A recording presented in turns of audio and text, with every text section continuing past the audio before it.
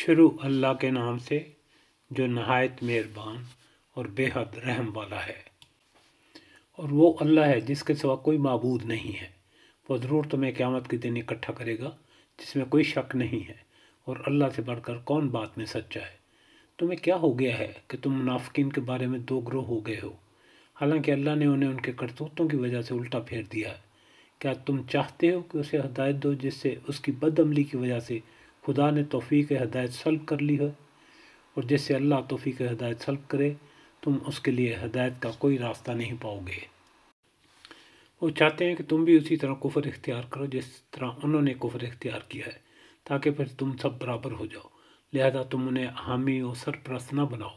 جب تک اللہ کی راہ میں ہجرت نہ کریں،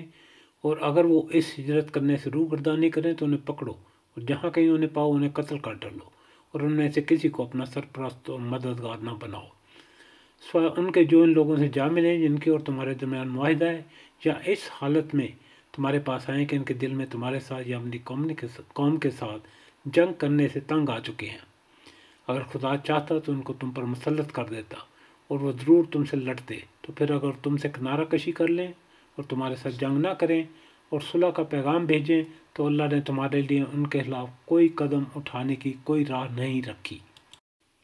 ان قریب تم کچھ ایسے منافق پاؤ گے جو چاہتے ہیں کہ تم سے بھی امن میں رہیں اور اپنی قوم سے بھی، لیکن جب وہ کبھی فتنہ و فساد کی طرف بلائے جاتے ہیں تو اندھے منہ اس میں جا پڑتے ہیں۔